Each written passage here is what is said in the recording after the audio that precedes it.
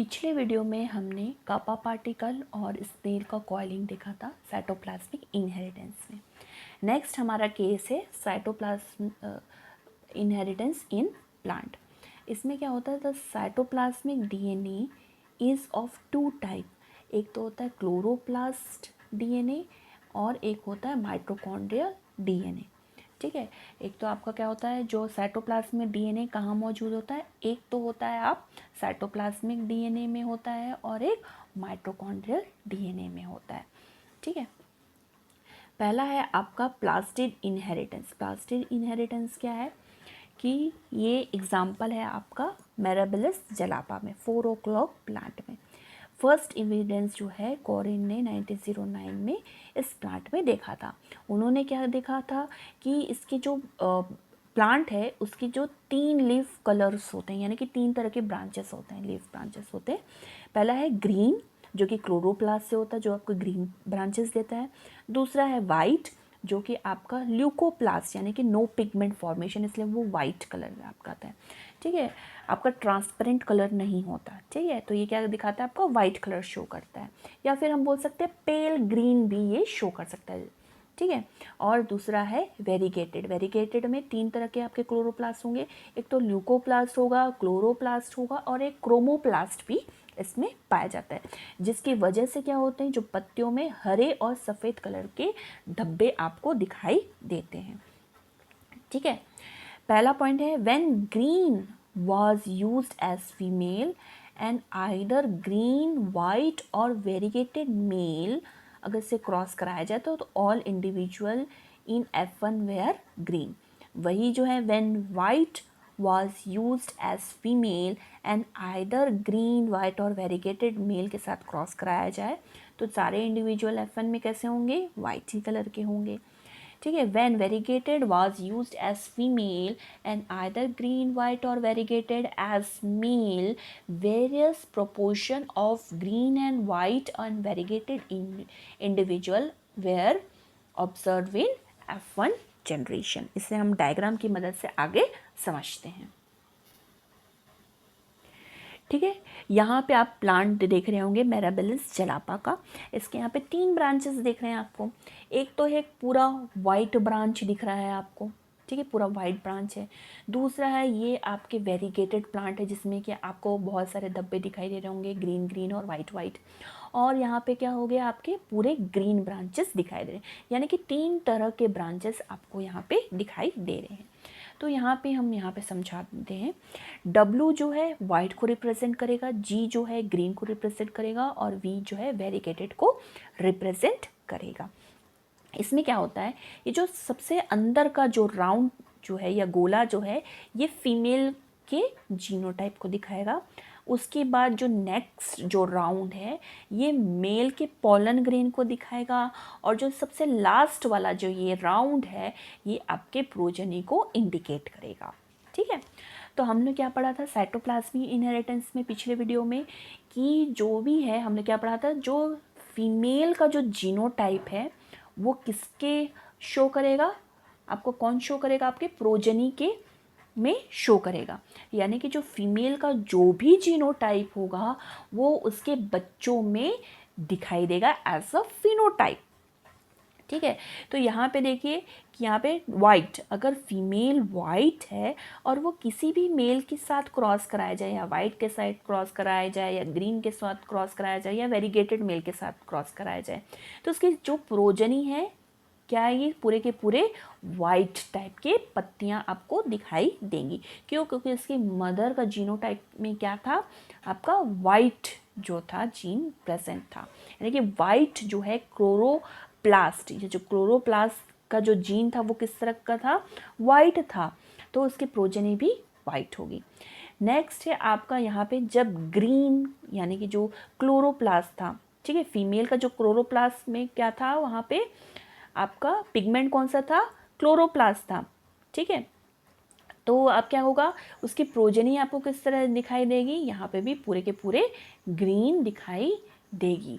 लेकिन जब हम बात करते वेरीगेटेड, ठीक ठीक है, अब हम याद करते हैं, अगर वेरिगेटेड फीमेल है, अगर वो वेरिगेटेड ग्रीन या वाइट के साथ अगर क्रॉस कराया जाए तो उसमें आपको यहाँ पे प्रोजेनी आपको बहुत तरीके से दिखाई देगी, ठीक है। तो यहाँ पे क्या होगा, या तो वेरिगेटेड प्रोजेनी आए, या ग्रीन आए, या वाइट आए, ठीक है। ये जो डिपेंड किस पे कर रहा है कि अमाउंट ऑफ क्लोरोप्लाज्म जीन में, यानी कि जो आपके जो जिसकी मात्रा ज़्यादा हो, ठीक है। अगर मान लीजिए कि यहाँ पे प्रोजेनी में जो है क्लोरोफिल की मात्रा बहुत ज़्यादा है, तो आपका क्या दिखाई देगा, पत्तियाँ जो है प्रोजेनी में ग्रीन दिखाई देंगी।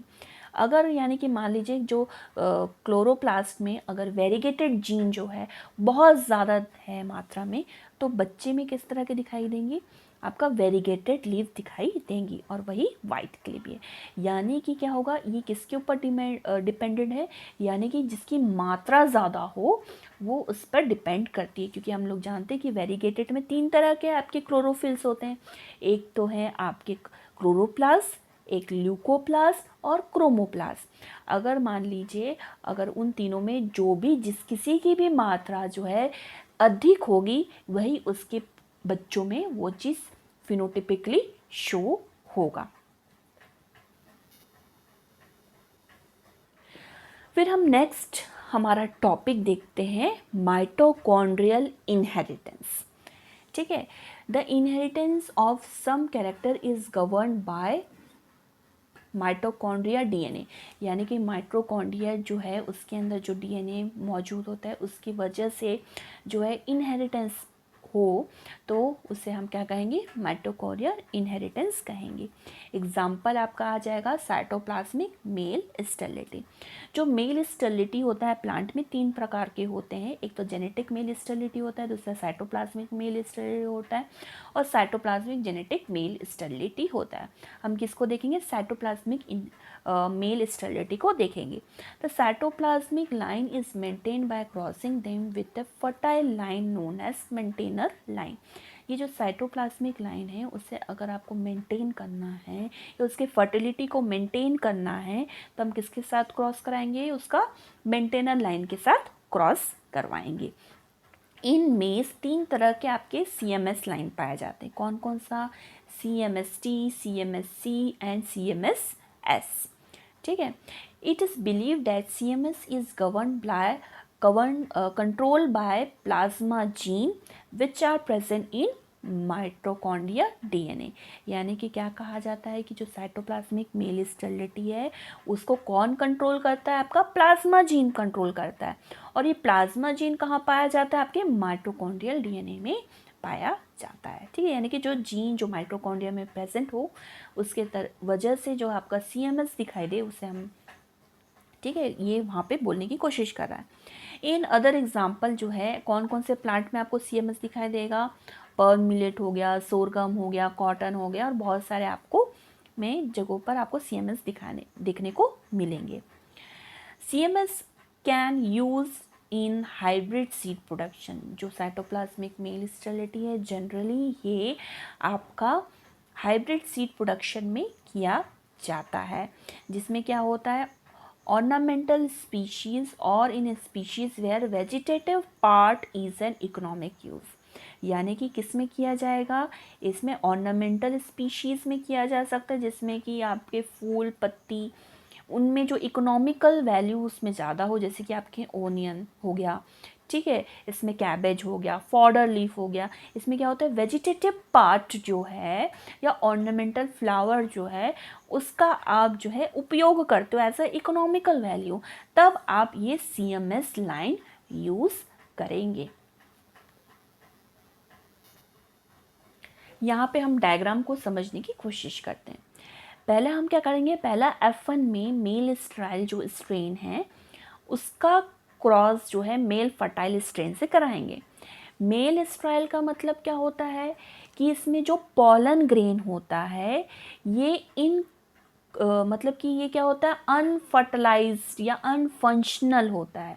यानी कि जो पॉलन ग्रेन होता है अनफंक्शनल हो तो उससे आप क्या कहेंगे, मेल स्ट्राइल कहेंगे। यानी कि ये किसी भी फीमेल को पॉलिनेट नहीं कर पाएंगे, ठीक है, या फर्टाइल नहीं कर पाएंगे, तो उससे हम क्या कहेंगे, मेल स्टेराइल कहते हैं।